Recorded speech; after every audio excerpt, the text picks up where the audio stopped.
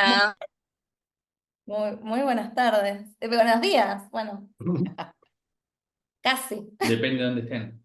Capaz Yo sé existe que otro. los hacemos tarde los desayunos de legales, pero tiene que ver con que la gente si no nos dice que a la mañana temprano está justo haciendo cosas y que ahora es el mejor horario porque cortan un poco. Así que tiene una razón, ya sé que se llaman desayunos y que no es desayuno, pero tiene una razón de ser este horario.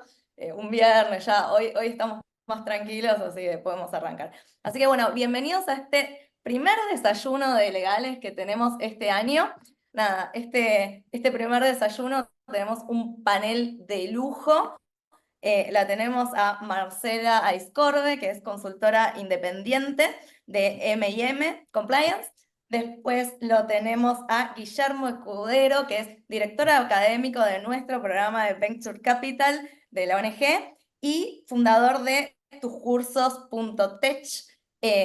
Y después lo tenemos a Marcos Zócaros, que es contador público, es integrante de la comisión directiva de la ONG y es director del micrositio de criptoactivos de Repar. Así que panel de lujo.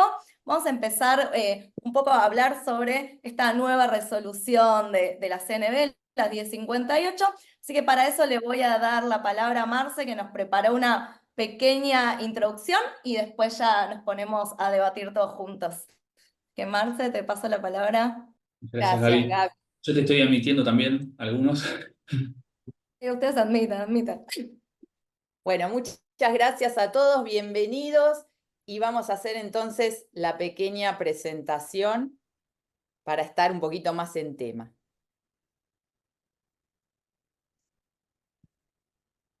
Bueno, ahí creo que ya se ve. Perfecto. Bárbaro. Entonces, esta resolución, ustedes vieron que tiene bastantes aspectos regulatorios y lo primero que nos surge es la definición de los PCAB, que está tomada de la ley 25246, que fue modificada por la 27739, y entonces tenemos que hay 5 categorías de PCAB alcanzados. Estos PCAB pueden ser personas humanas o también pueden ser personas jurídicas y también pueden ser residentes y no residentes.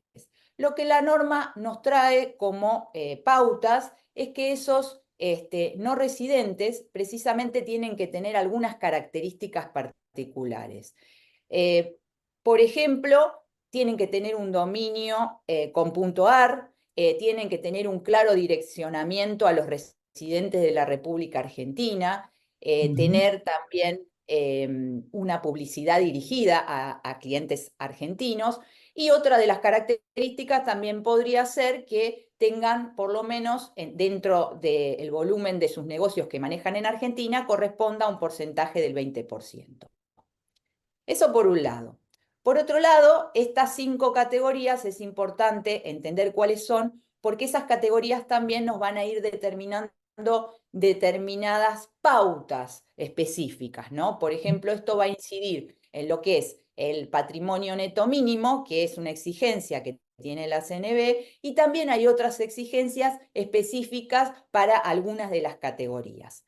Las 2 primeras categorías que tenemos allí, bueno, una sería el intercambio de activos virtuales con monedas de curso legal o fiduciarias, y el intercambio entre distintos activos virtuales serían categorías que pueden corresponder a personas humanas, ¿sí?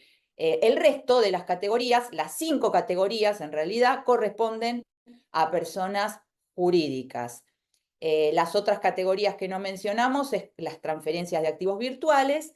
La categoría 4 es la que se refiere a la custodia o administración de activos virtuales. La 5 se refiere a la participación o provisión de servicios financieros relacionados con la oferta y o venta de un activo virtual por parte de un emisor. Después sobre eso vamos a hablar de una prohibición que hay, pero lo dejamos para más adelante. Ahora lo que queremos saber es quiénes están alcanzados y qué pasa con el registro. Entonces, ustedes saben ya que hay un montón de PCAB se han inscrito a través del cumplimiento de la resolución 994 de CNB. Bueno, justamente tuvieron que indicar la categoría y algunos datos que les pidió la CNB. Ahora con esta norma nosotros ya tenemos bien determinado qué hay que hacer con aquellos que ya se inscribieron y aquellos nuevos, ¿sí? Para todos corre la misma suerte el tema de las exclusiones y los que no van a estar alcanzados. Seguimos manteniendo las 35.000 uvas, o sea que aquellos PSAB que realicen alguna de estas actividades, pero que estas actividades justamente no superen los 35.000 uvas, que al día de hoy un uva está 1.386,42 pesos, es decir, que estamos hablando de más de 48 millones, y ese número, ese valor uva se va actualizando mensualmente, nos dice la norma, así que tenerlo en cuenta, no es que es semestral ni nada, sino que se toma el último día del mes y ahí se ve si está o no alcanzado. Acuérdense que una vez que uno se inscribe es un camino de ida, ¿sí? No es que uno se puede inscribir y puede salir al mes siguiente, ¿no? No, una vez que ya pasó la barrera de los 35.000 uvas, uno ya ingresa a la órbita del control de la Comisión Nacional de Valores. Bueno, después tenemos que aquellos que realicen operaciones con activos virtuales a título personal tampoco están alcanzados, ¿no? Siempre que reciban activos virtuales como contraprestación. Bueno, el otro caso sería cuando reciban activos virtuales como contraprestación en una compraventa, ¿no? Tampoco van a estar alcanzados. Tampoco los protocolos descentralizados que prestan servicios con activos virtuales y quienes presten servicios exclusivamente en carácter de proveedores de billetera de autocustodia. Esos son los casos que en esta norma, que en el proyecto anterior, la 1025, que fue puesta, digamos, a consideración y a debate público, no se incluían tan bien expresados, ¿no? Sobre todo los últimos casos fueron incorporados. Lo de los 35.000 uvas sí, pero los últimos casos sobre todo fueron agregados. Después existen exclusiones que tienen más que nada que ver con cuestiones relacionadas con las personas humanas o jurídicas que tengan algún tipo de incompatibilidad. Esto va alineado con todas las normas de la Comisión Nacional de Valores. Estamos hablando, por ejemplo, de condenados, estamos hablando de aquellos que no puedan ejercer el comercio, estamos hablando de aquellos que figuren en una lista de terroristas, estamos hablando de fallidos, inhabilitados. En esos casos, si tenemos alguna persona, por ejemplo, de ese PSAB, que es una persona jurídica, y uno de los miembros del directorio o del órgano de administración resulta tener alguna de estas características que acabo de mencionar, entonces eso condiciona al PSAB. O hay que sacar a la persona o directamente, bueno, hacerse un costado porque no va a ser rechazado, digamos, el trámite del registro, ¿sí? Y después tenemos también la posibilidad, y esto fue agregado también en el modelo inicial no estaba, personas humanas o jurídicas que sean PSAB que estén sujetas a una regulación específica, que no los permita realizar operaciones como PSAB. En esos casos también habría una exclusión del registro y del régimen. Bueno, algo más del registro, decir que el registro en este momento está suspendido. El registro, según algunos comentarios de la propia CNB, va a habilitarse en abril. La norma esta va a comenzar a regir a partir de los 45 días de haber sido publicada en el boletín oficial. Esto fue el 14 de marzo, con lo cual si nosotros computamos los 45 días, estaría vigente el 8 de mayo. Bien, después tenemos qué van a tener que hacer aquellos que ya se inscribieron y que les dieron la matrícula, entre comillas, con la normativa, la 994.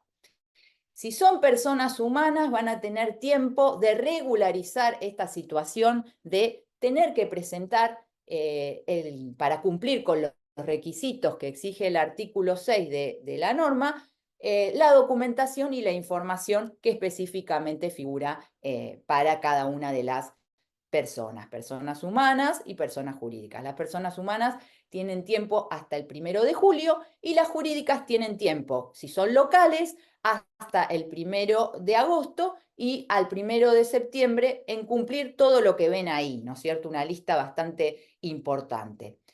Lo que tenemos que ver acá es que esto está alineado en realidad con todos los pedidos que hace la CNB para las inscripciones de los distintos agentes, ya sean ALICs, AENES, agentes de productores en general. Tenemos este tipo de exigencia de información, y así que, bueno, básicamente se los dejamos acá para que lo tengan en blanco y negro, y que sepan después si quieren hacer alguna pregunta de algo en particular, pero voy a seguir avanzando para no demorarnos ni aburrirlos. Acá sí me quiero detener en las obligaciones que recaen sobre los PCAB concretas, ¿no? ¿Qué hay que hacer? A partir de esta norma, que como dijimos está en proceso de vigencia y que se va a terminar de quedar del todo vigente, y las exigencias se van a poner, digamos, a regir a partir del 31 del 12 del 25, ¿sí? Después hay algunos matices, ¿no? Como fuimos comentando, después seguiremos comentando. Tenemos que cumplir con un régimen informativo, que ahora voy a hacer un pantallazo del mismo.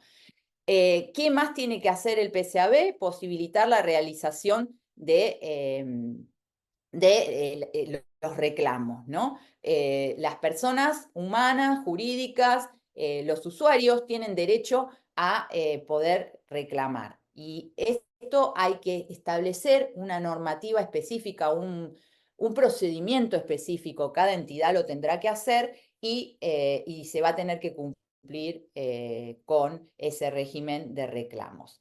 Para eso se crea una figura, que es la figura, que lo digo a continuación, un poquito más abajo, es el responsable de las relaciones con el público, ¿sí? Es precisamente quien va a atender esos reclamos. Después, también hay que establece la transparencia en las acciones de publicidad y en las comisiones. Esto quiere decir que hay que dejarlas visibles. Es importante que las comisiones sean visibles en la página web del PCAB, y que todas las acciones de publicidad sean claras, ¿no? Que estén bien esclarecidas, y además siempre el PCAB va a tener que tener la leyenda que indique cuál es su matrícula, ¿sí? Su nombre claramente, como le pasa al resto de los agentes de mercado de valores. También hay que determinar un patrimonio neto mínimo, ¿no? Por cada una de las categorías. Después eso lo voy a también mostrar en una pantalla, pero lo que a mí me interesa acá es que tengamos en cuenta que el tipo de cambio, porque cada categoría tiene su patrimonio neto mínimo establecido en dólares, y el tipo de cambio que nos dice la resolución esta es que hay que tomarse la comunicación, la que está establecida en la comunicación A 3.500 de Banco Central, ¿sí? Es decir, que acá no es libre, que uno puede tomar dólar MEP, contado con liquid, dólar oficial, no. Tenemos que ir por esta norma. Después hay que contar con un código de conducta que se debe adecuar a las normas de CNB. Después hay que contar con políticas de seguridad de la información, hay que establecer una política también en cuanto a la segregación de activos y de los fondos fiduciarios, hay que informar sobre los convenios celebrados con terceros y otros aspectos que pueden estar relacionados con los contratos de referenciamiento. Todo eso está incluido dentro de la normativa. Después también algo muy importante que trae, y como novedoso, porque esto sí no está dentro de las otras categorías, digamos, de agentes alcanzados o supervisados por la Comisión Nacional de Valores es el tema de ciberseguridad, ¿no? Este tema es un tema muy importante que hay que prestar atención y no es algo tan sencillo de implementar. Lo que nos pide la normativa es que se establezcan procedimientos de gobernanza, de identificación, tienen que haber sistemas de gestión y de ejecución de las órdenes de compra y venta de las transferencias de los activos virtuales, tiene que haber sistemas de difusión, de protección, todo eso está estipulado básicamente en el artículo 13. Después hay que realizar una auditoría anual de sistemas, eso es algo que es también en el resto de los agentes de mercado también se requiere, pero bueno, obviamente que esta va a tener un enfoque muy específico con respecto a los temas de seguridad de la información, de ciberseguridad y de la protección también del usuario, ¿no? Bueno, así como les dije que hay que designar un responsable de las relaciones con el público, también hay otro responsable que es un responsable de cumplimiento regulatorio y control interno. Esto ya los ALIC lo conocen porque es un funcionario que está para el tema de agentes de mercado de valores, existe, cumple hace tiempo ya con el informe anual y bueno, va a tener que tener en cuenta ciertas cuestiones. Ahí aclarar que el responsable de cumplimiento regulatorio y control interno no puede ser por ejemplo, el oficial de cumplimiento. No es la misma persona y tampoco debería ser la misma persona porque este responsable es un responsable de control, controla, mientras que el oficial de cumplimiento no podría controlarse a sí mismo, ¿sí? Por eso lo aclaro. Después es importante también dar cumplimiento, bueno, dar cumplimiento a las normas de prevención de lavado, como lo establece el artículo 23, e implementar una debida diligencia operativa, que significa que hay que hacer las liquidaciones rápidas, manejar un libro electrónico donde queden registradas las operaciones, contar con un sistema de monitoreo eficaz y realizar algo que esto es muy importante porque esto no está tan previsto para el mercado de capitales, suspender y cerrar cuentas, ¿no? Eso sería lo que la norma llama como una debida diligencia operativa. Bueno, les decía que íbamos a hablar un poquito, por lo menos les íbamos a mostrar un pantallazo del régimen informativo. Hay algunos puntos que se hacen de forma mensual, hay otros que tienen una periodicidad anual, hay otros que, si no están definidos, por default la norma dice, bueno, aplíquele los 5 días, toda la información que la Comisión Nacional de Valores diga que hay que enviar, comunicar a través de la autopista de información financiera. Recuerden que esa palabra, la AIF, lo van a ver muy seguido, es un tema novedoso quizás para los PCAB, no para el mercado de capitales, es la forma de comunicarse con la Comisión Nacional de Valores y hay que justamente ingresar la información a través de la AIF, que es la autopista de información financiera. Es entrar por la página web de la CNV, hay una partecita que es AIF y ahí uno tiene que contar con un usuario y con una clave.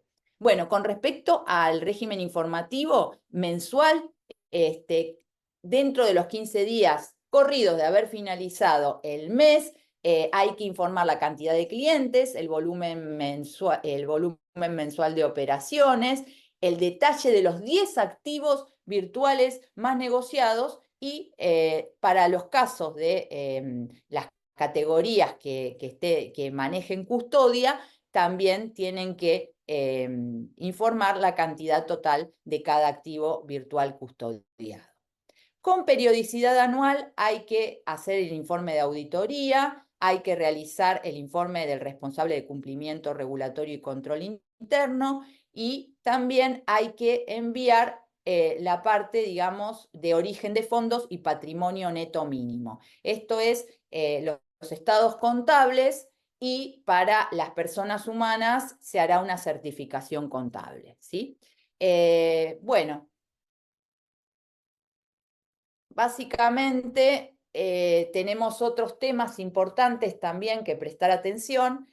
y algo que es muy novedoso es la protección a los usuarios, ¿sí? Podemos ver en varios de los artículos de la normativa que justamente el espíritu que tienen es una protección hacia los usuarios.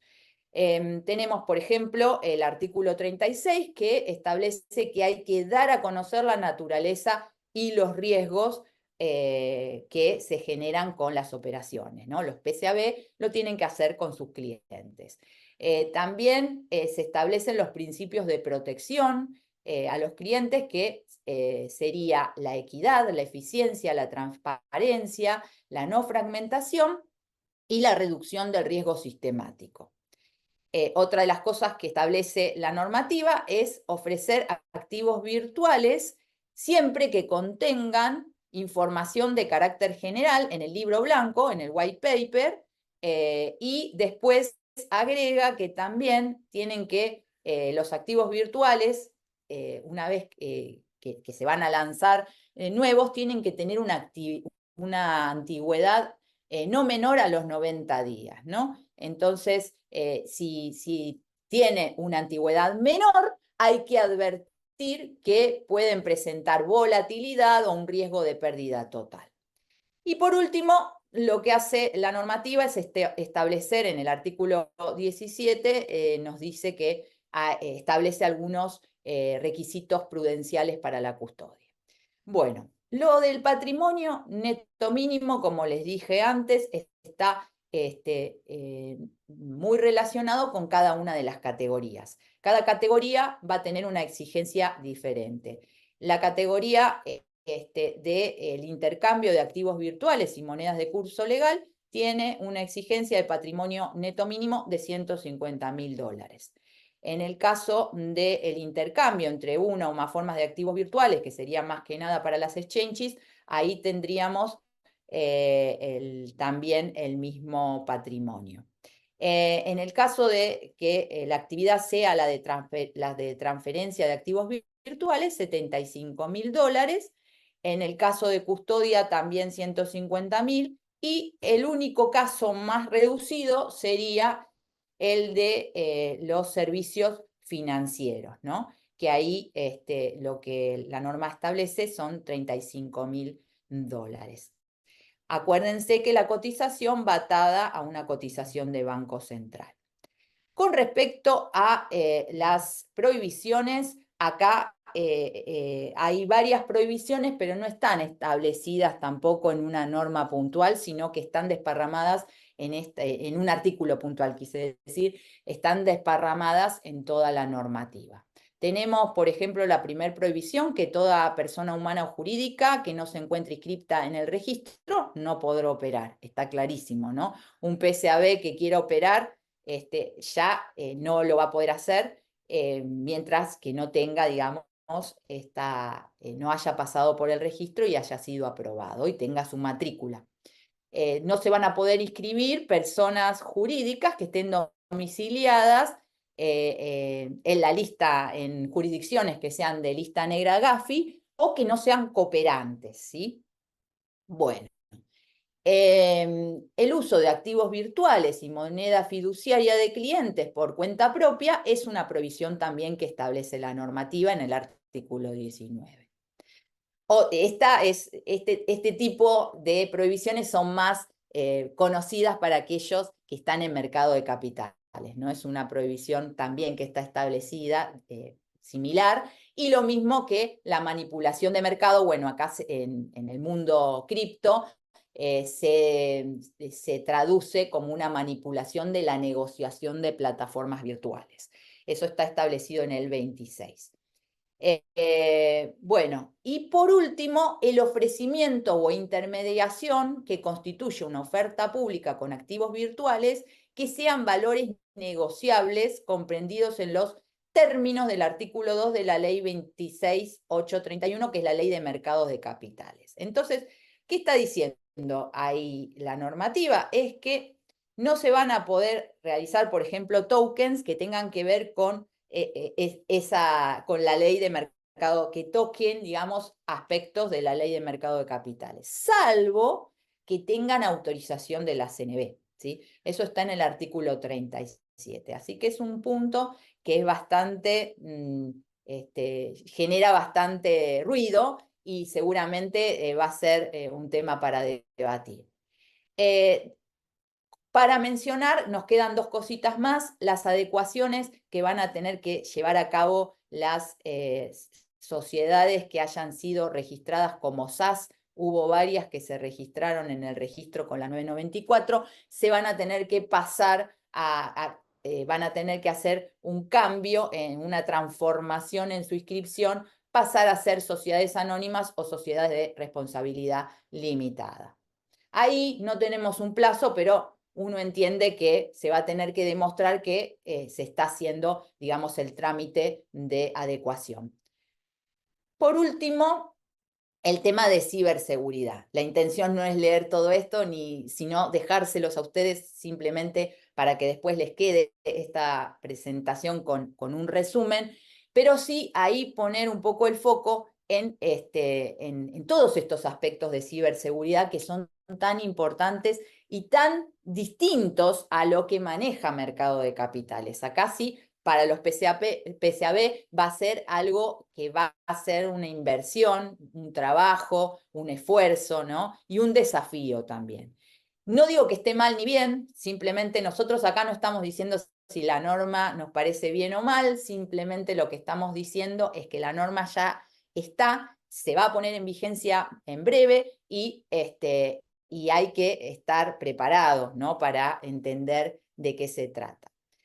Bueno, y ahí vemos que hay una serie de cuestiones. Lo que es gobernanza tiene que ver con el buen gobierno corporativo, aspectos que tienen que ver con la identificación, ¿no?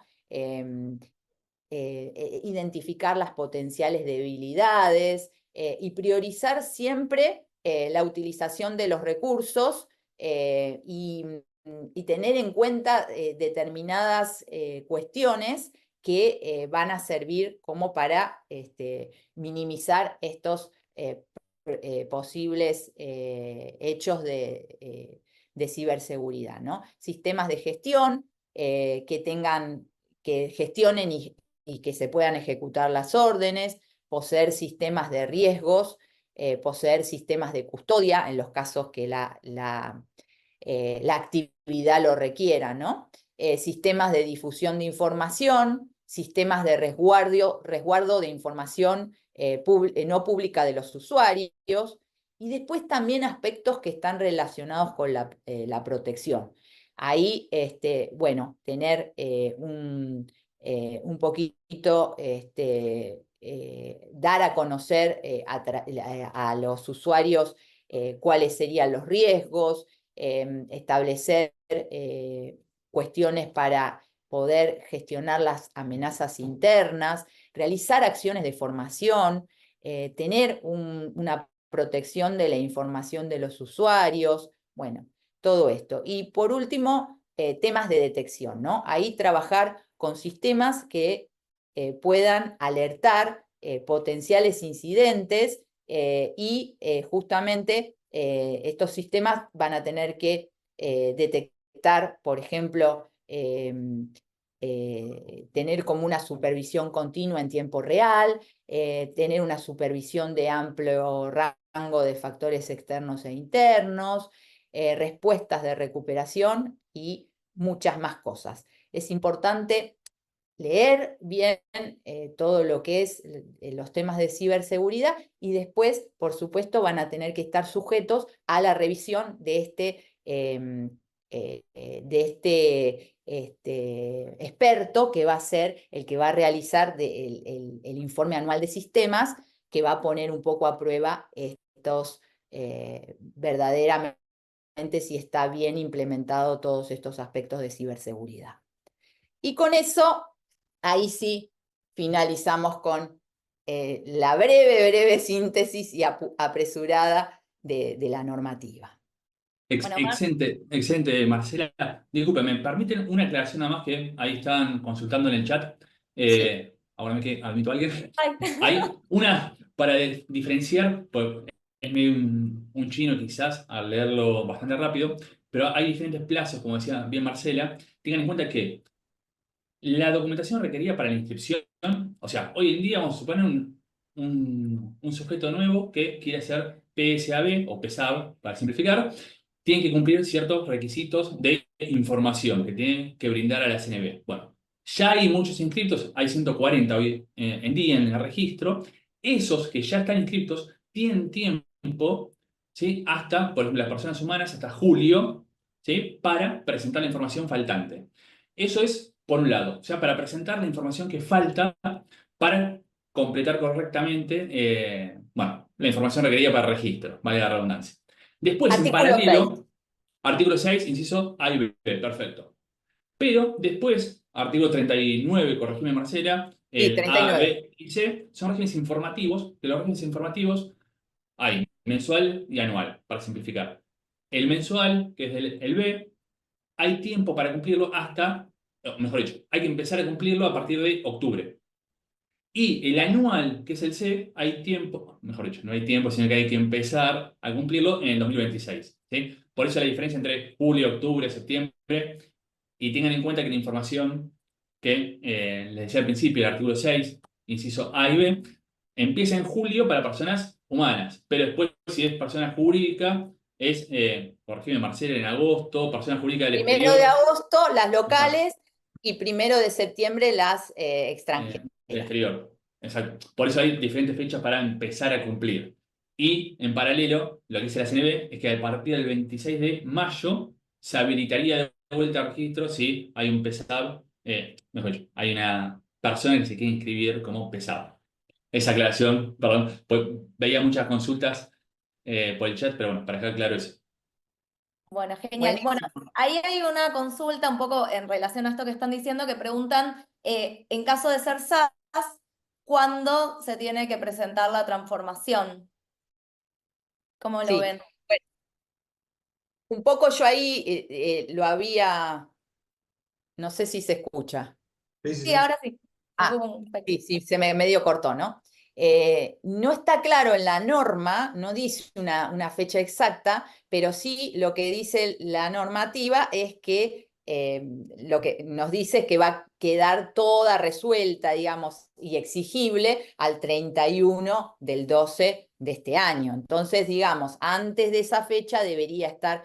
Yo creo que con que uno demuestre que inició los trámites para realizar la transformación, si la entidad que corresponde, IGJ, por ejemplo, no se expide y no se termina el trámite, no va a ser culpa del PSAB. Entonces, lo importante es demostrar sí que se inició el trámite, ¿no? Y no quedarse con eso hasta último momento y meter el trámite el 28, el Día de los Inocentes, por ejemplo, no sería conveniente. Bueno, genial.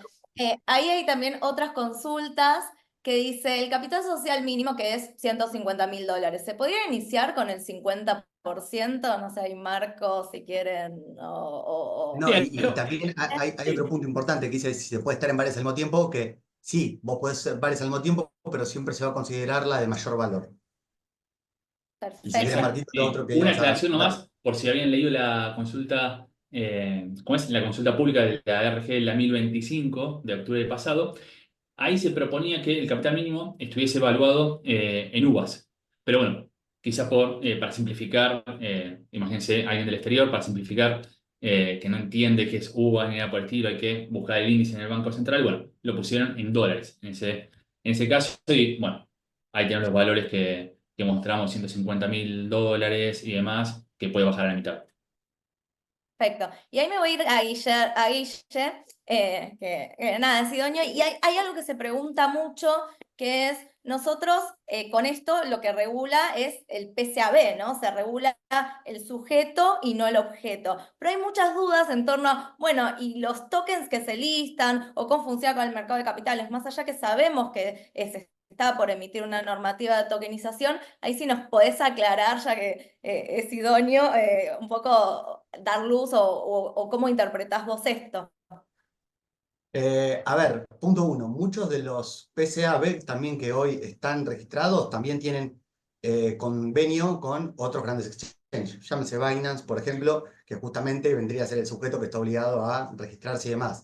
Que también hay que ver cuáles son las buenas prácticas que tiene Binance por ejemplo, en listar los distintos tokens, que pasa realmente demasiado en proyectos y protocolos que hablan, por ejemplo, de los tokens que nacieron hace menos de los 90 días, en donde realmente va a haber proyectos y tokens que carecen de profundidad de mercado, que carecen de liquidez, y bueno, y eso también genera muy malas prácticas y también mucho riesgo para el inversor, porque bueno, pasó con Libra, no nos vamos a meter de lleno en ese caso, pero cuando un token recién nace, justamente, la poca profundidad de mercado que tiene hace que justamente el precio sea muy volátil y justamente haya gente que se pueda perjudicar porque no conoce cómo funciona el mercado. O sea que si me preguntas a mí, creo que también lo dijo Marce, que creo que es un resumen espectacular que hizo, ya casi nos dejó sin cosas para hablar.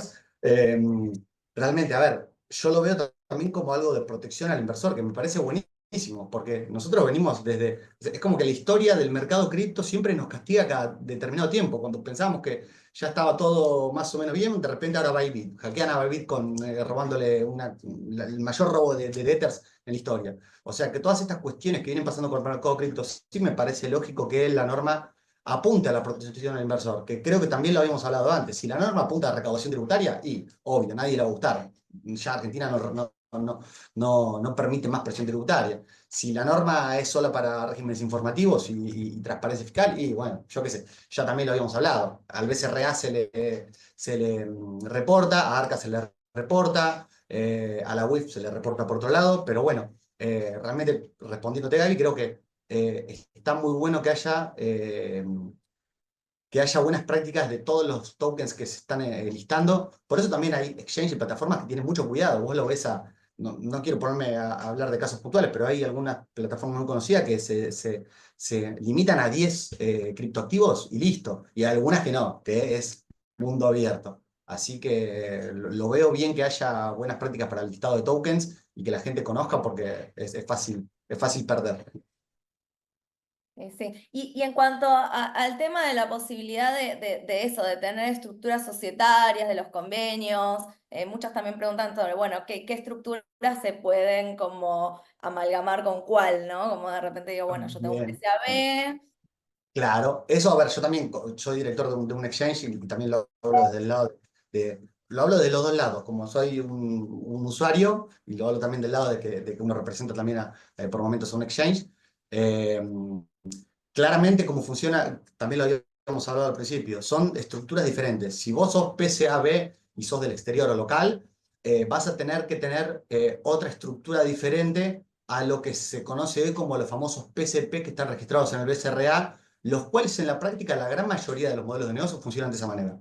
Una sociedad local que se dedica a PCP, a custodia de dinero local, y otra internacional, en la mayor parte de los casos, que se dedica al intercambio de criptoactivos contra criptoactivos o criptoactivos contra moneda fiduciaria. O sea que son dos munditos diferentes, en donde el mundito de acá que se dedica al intercambio es PCAB, y el que se dedica a la custodia de dinero fiat en el mercado local es PSP.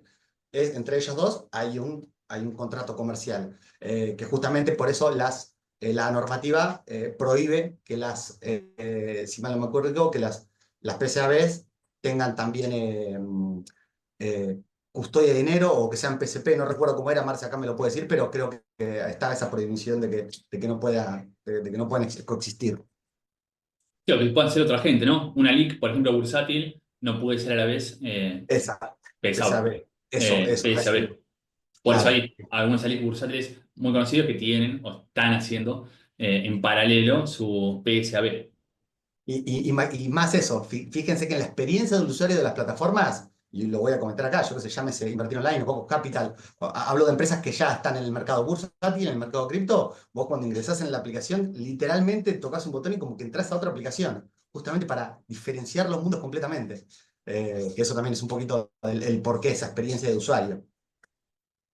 Ahí Claro, no bueno, hay que confundir, perdón, una no, dale, aclaración dale. básica, que en la bolsa argentina cotizan CDRs de los ETF, por ejemplo, de Bitcoin o de Ethereum. Eso es otro instrumento que no es una criptomoneda, un criptoactivo, sino que es un CDR que representa, como subyacente tiene los ETF, que son fondos cotizantes en Estados Unidos, ¿sí? Es otro instrumento.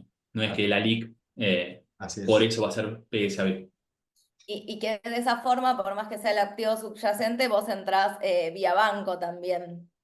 O sea, más allá que esté la previsión, es de lo que en un punto te permite eh, algo parecido. No sé si ahí querés aclarar un poco más. Y en ese caso también es un valor negociable, cosa que entraría dentro de otro mundo. Pero sí, el ETF de Bitcoin es otro mundo distinto. El Sí, porque CDR. hay eso, como mucho resquebrajor en que, bueno, que me entre dentro de un valor negociable y yo esté ofreciendo algo que se considera un valor negociable y después tener problemas siempre es, bueno, ¿cómo hacemos con lo que está dentro? Que supongo que cuando ahora se haga la reglamentación de tokenización se va a dar como luz acerca de esas preguntas que se hace mucho, ¿no? Y acá tengo voy a volver a Marce muy rápido, que preguntan el KYC mínimo e indispensable versus el ideal. La Qué, 49. qué creatividad con la pregunta.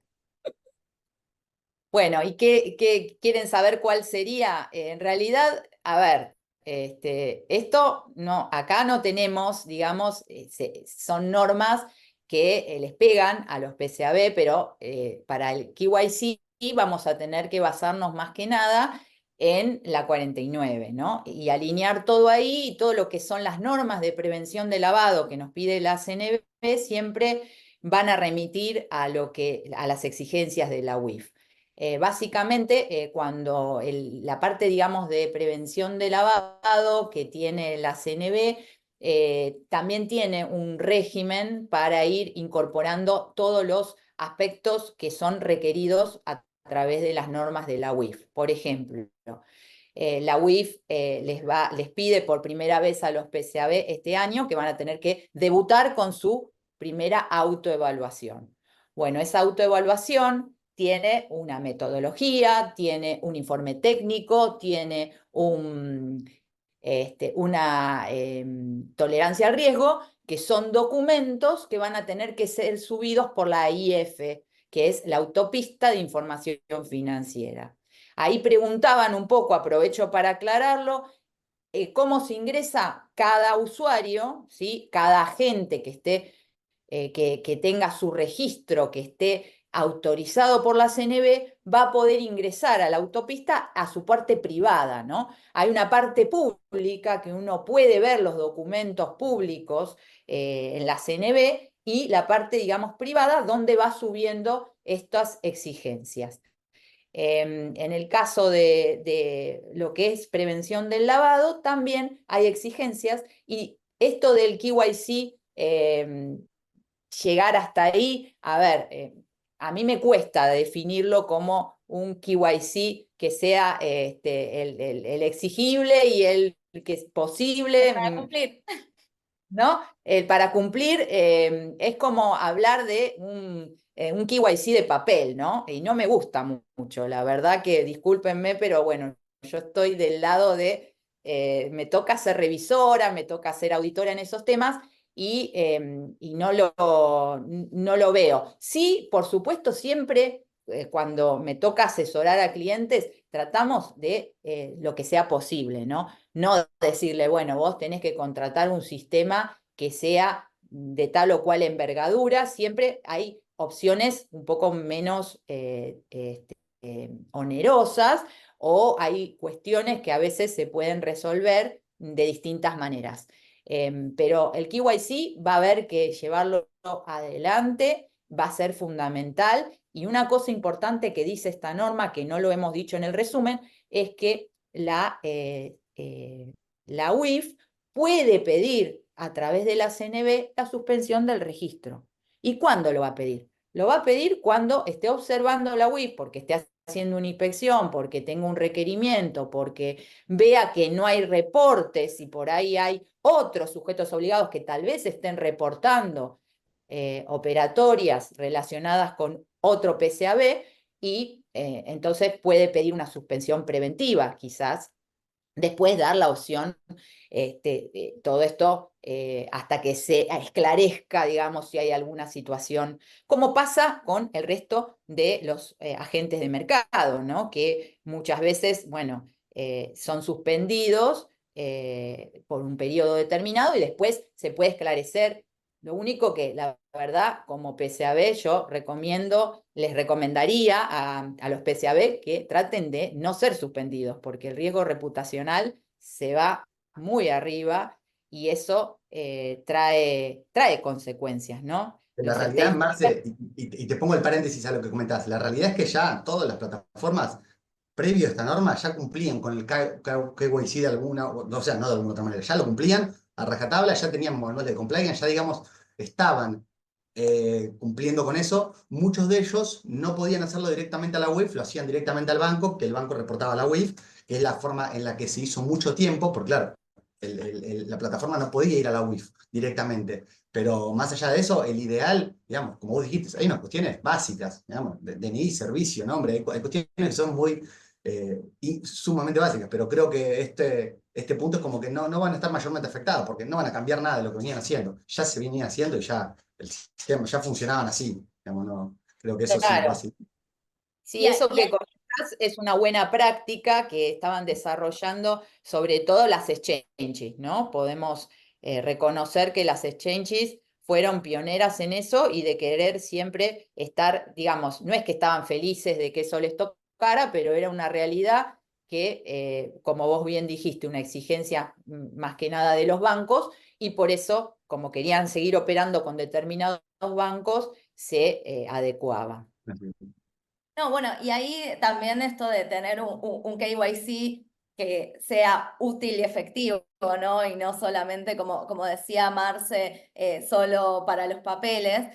Creo que, y ahí te voy a Guille un poco a pasar la pelota y que nos cuentes un poco como hoy en día con los avances de la inteligencia artificial, o sea, ustedes tienen que estar mucho más atentos para prevenir el fraude, para asegurarme que realmente el que se esté abriendo la cuenta esté del otro lado. Entonces, entiendo que la exigencia de esta ciberseguridad también está relacionada con el aumento de los casos de fraude. Nosotros desde el ONG tenemos una clínica de orientación legal inicial para víctimas de estafas, en donde hacemos una primera asesoría y cada vez estamos viendo más esto de suplantaciones de identidad. Y acá me fui un poco en la normativa y no porque habla mucho de ciberseguridad, pero bueno, que quería también que nos comentes un poco acerca de ese tema. A ver, todas las plataformas cripto es como que, vale la redundancia, nacieron eh, con la pata tecnológica, digamos, como fuerte. A diferencia del mercado bursátil que se tuvo que ir evolucionando. Y yo me acuerdo que mira, te digo, en el 2017 me registré en una plataforma bursátil y tuve que mandar los papeles por correo.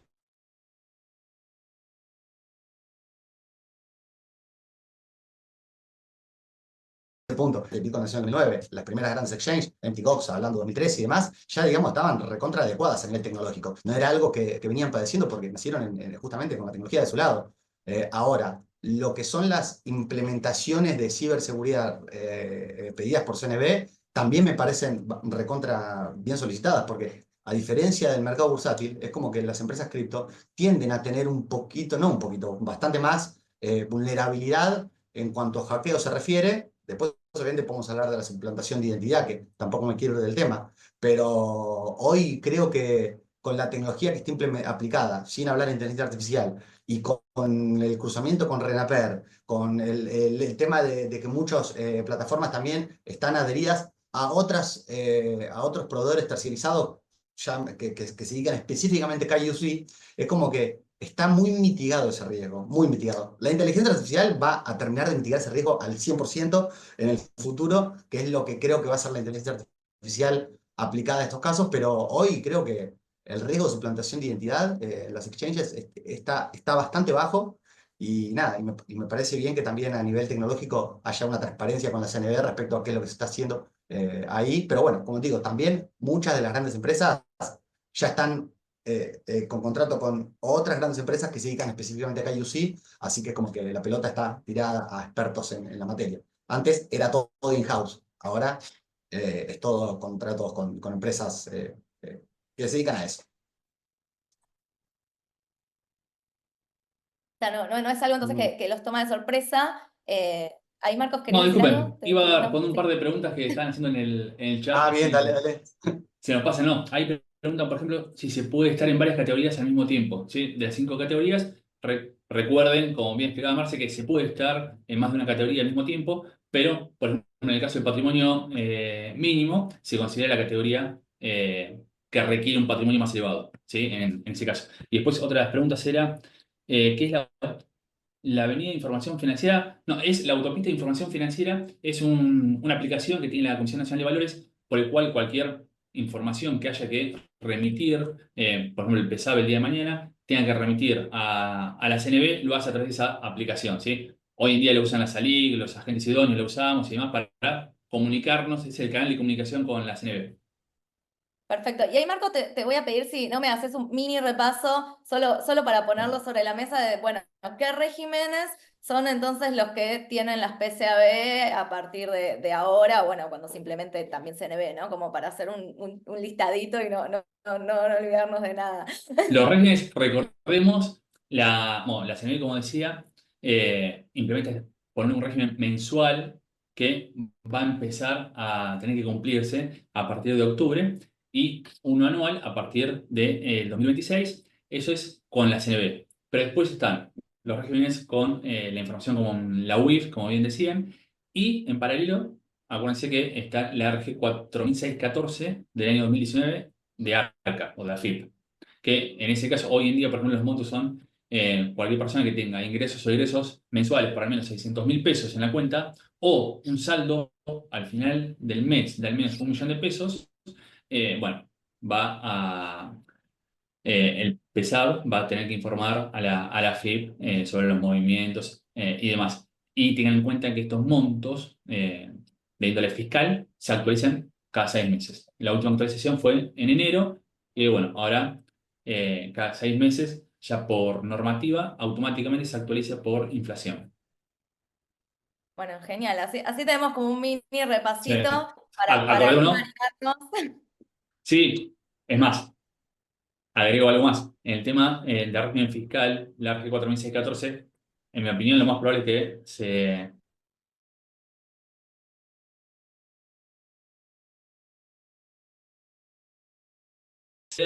para adaptarse también al régimen informativo internacional que Argentina muy probablemente ingrese, que es el CARF, que va a ser una especie de Common Reporting estándar que hoy en día tienen los bancos, pero para la industria cripto, donde ya hay más de 50 países que dieron el OK y supuestamente antes del 2027 estaría en funcionamiento. Hay que ver si se cumple el plazo, pero bueno, por eso Argentina seguramente el régimen interno, el régimen de información de la 4614 también se adapte para recabar información que después va a ser requerida por este régimen internacional. El- Claro, eso te quería preguntar, también aprovecho a hacer la audiencia ahora. ¿La nueva norma va a estar ajustada a la futura norma internacional para que no haya nuevas historietas a No, adaptarse? imagínate un ejemplo simple. Pongo que el régimen internacional solicite este régimen donde los países se ponen de acuerdo. Vayamos un paso para atrás. Hoy en día existe desde hace años el Common Reporting Standard, que es un régimen donde, por ejemplo, vamos a suponer, vos, Guille, supongamos que tenés una cuenta en Suiza.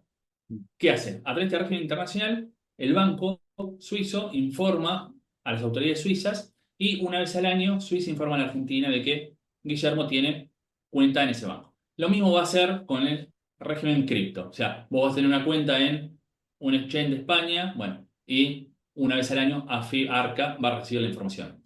Imagínate que en este régimen que se va a implementar, digan que vos tenés que reportar las billeteras de los usuarios. Las UAL. Hoy en día el régimen argentino no las incluye. Esto se va a modificar. Ah, sí. Y ahí me dejaron justo también y cómo ven la implementación de la Travel Rule, ¿no? ¿Cuáles son las principales barreras o dificultades de ir implementándola? ¿Cómo van viendo eso?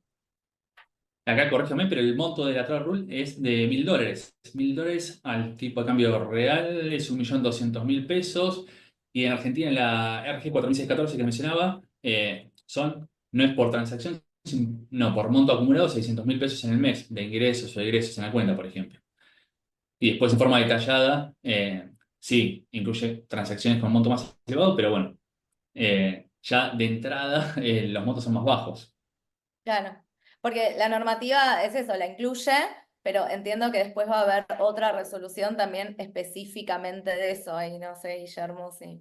Sí, que en realidad, como te digo, la Lateral Rule ya está considerada. Recordemos esto también que esto viene de normativa comparada, de la ley MICA de Europa. O sea, esto no le toma por sorpresa a nadie. Ya inclusive muchos de los exchanges que operan acá localmente ya venían con registros en el exterior en Europa que se llamaba VASP, igual, Virtual Asset Service Provider, el mismo, en donde la Travel Rule estaba considerada, o sea, que ya los sistemas y los equipos de IT ya se habían adaptado de alguna u otra manera y lo habían considerado.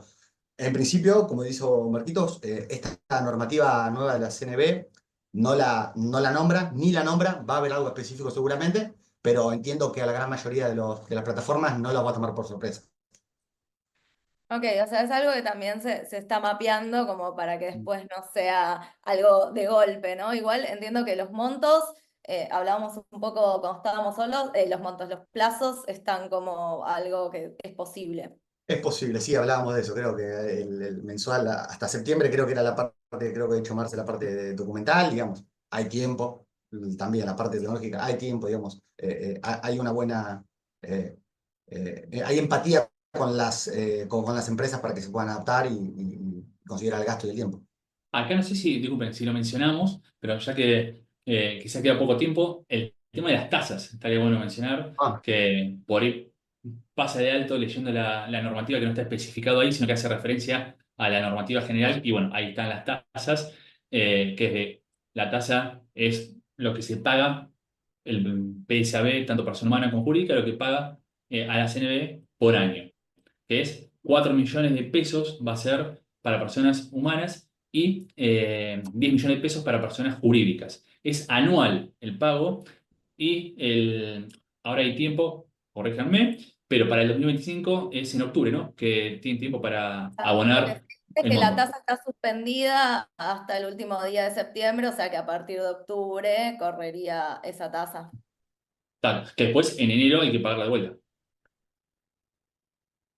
Para que lo vayan eh, mapeando. sí, sí, sí, que es lo que justo hablábamos antes, digamos, un Pues ejemplo. es anual, no se prorratea ni nada por el estilo. Pasa a los agentes idóneos que por ahí alguien se inscribe en diciembre, tiene que pagar en diciembre y después en enero de vuelta por todo el año. Así que si alguno se quiere inscribir de ahora, como calcule esa situación que puede llegar a pasar. Juan quiere hablar, a ver.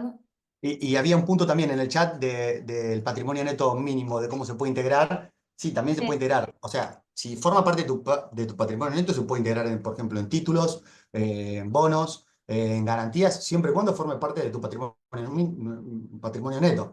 O obviamente lo tenés líquido en una cuenta bancaria, pero creo que esa es la consulta del capital mínimo. Puede ser en USDT.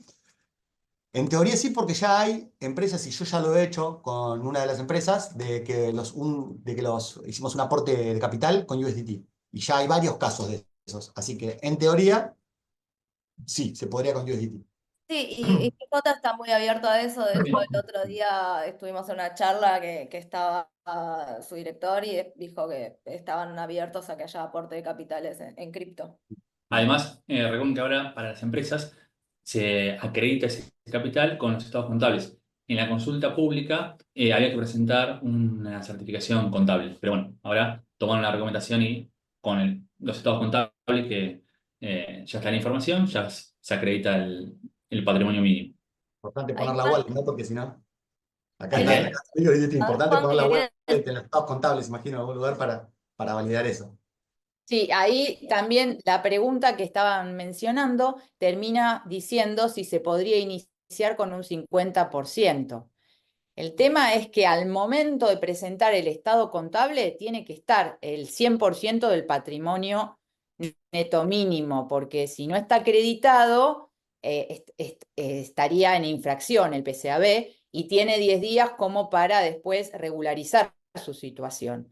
Yo no les recomiendo que hagan esos jueguitos, ni que tampoco hagan, ya sea por error, tengan cuidado con el envío de la información, porque la Comisión Nacional de Valores, en mi experiencia con otros agentes, está muy encima de todo, ¿no?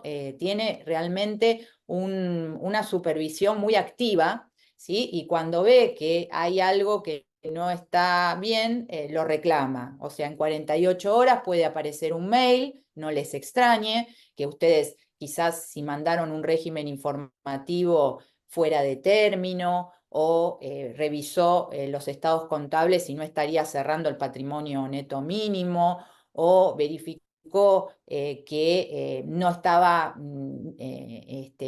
nombrado alguno de los responsables que mencionamos hoy o lo que fuere, generalmente actúa instantáneamente, ¿no? Prácticamente al día siguiente ya empieza mandando un mail pidiendo que se regularice en 48 horas. Entonces, digamos, esta es la experiencia quizás con mercado de capitales, pero obviamente que es el mismo supervisor. Así que pensemos que también va a aplicar las mismas técnicas que ya viene aplicando para los ALIC o para los AN. Había una posibilidad del 50% del patrimonio neto si tu volumen no superaba los $2.500.000, pero bueno, como Claro. Marce, yo qué sé. Sí, te permite como una reducción ahí, la Sí, normativa, sí, depende de cuánto es que vengas moviendo, pero sí. así es. Juan, ¿vos querías decir algo? Nos quedan 2 minutos.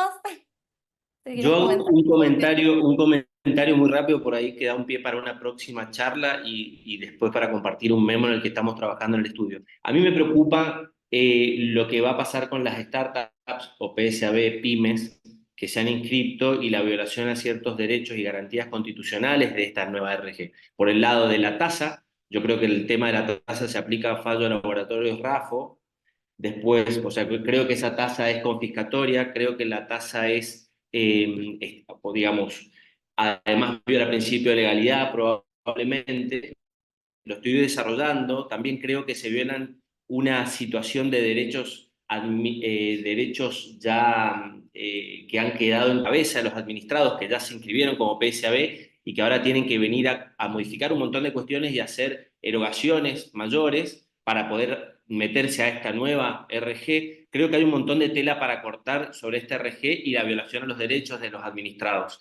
El Estado se maneja siempre en virtud de su poder de imperio de esta forma, te impone cuestiones y te impone nueva normativa. Me parece que acá hay mucha tela para cortar, Gaby, sé que está terminando la charla, por ahí yo después te comparto a vos si querés compartirlo porque Marcos es contador, yo soy tributarista y estoy trabajando en un memo sobre cuáles son las violaciones constitucionales de esta nueva normativa entre los PSAB ya registrados versus los nuevos. Por ejemplo, creo que la tasa es uno de los puntos grandes, pero bueno, nada más, es bastante largo el tema, así que no vamos a arrancar de cero. Bueno, ahí sí, sí, ahí tendremos que hacer más adelante otro específico de nada, de analizar un poco la legalidad o no. Nada, entiendo que va a haber diferentes puntos de vista, como absolutamente todos, y es un poco la idea de los desayunos. Así que ahí les voy a pasar la palabra a los chicos, de a uno empezando Marce, Marco y Guille, bueno, ¿qué recomiendan ustedes de la normativa?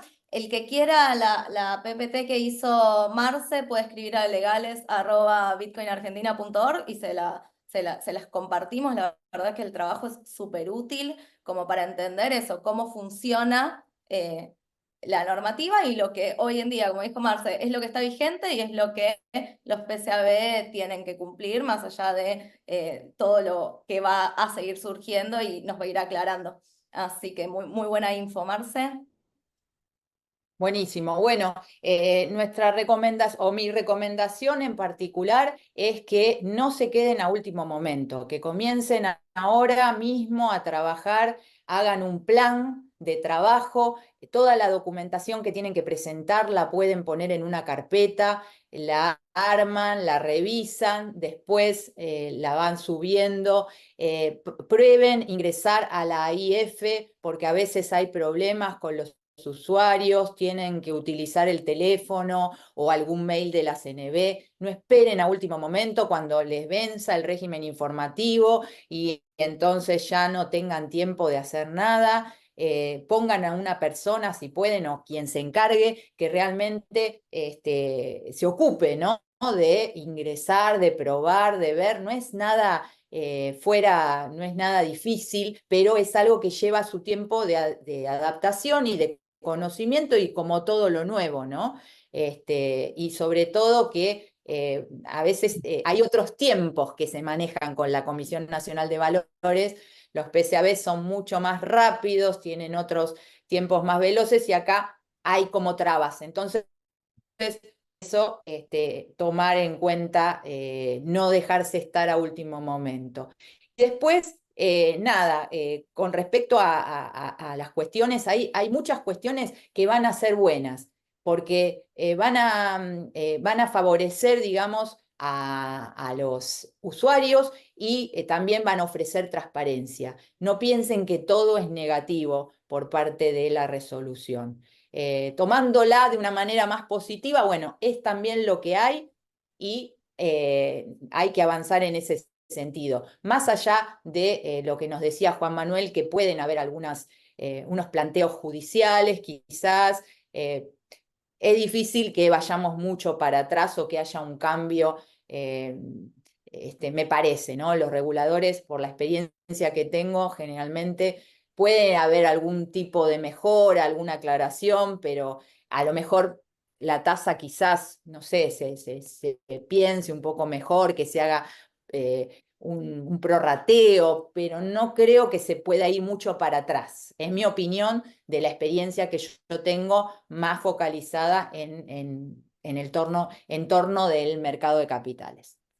Me apego a la conclusión de Marce. Yo cuando me registré como agente productor ahora, que agente productor persona física, lo cual no es tan complejo, son un par de documentos, 4 meses.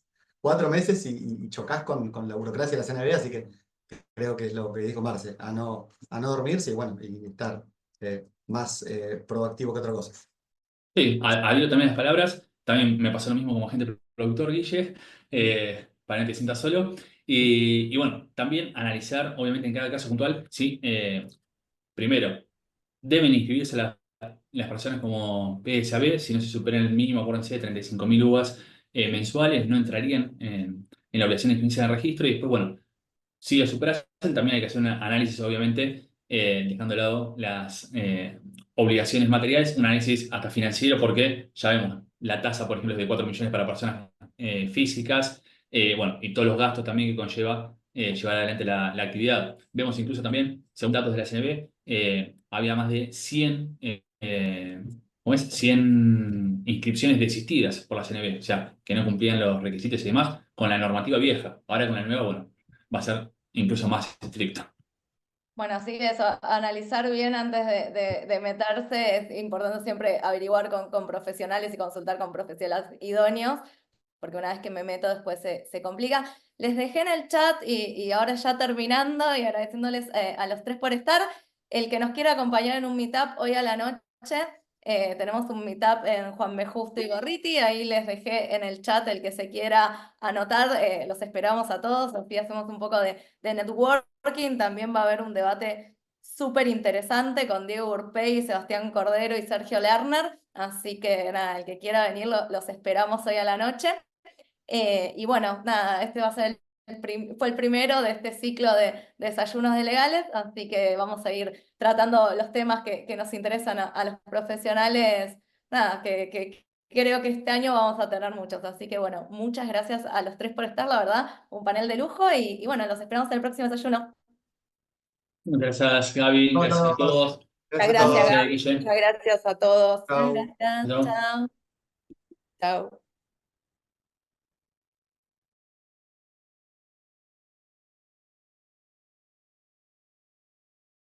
Hola, bienvenidos. Bueno, ahí estamos entrando. Ahí estamos entrando todos. ¿Cómo andan? Hola, Juan. Somos amigos entre el público. Buenas, buenas. Buenas, buenas. Hola. Bueno,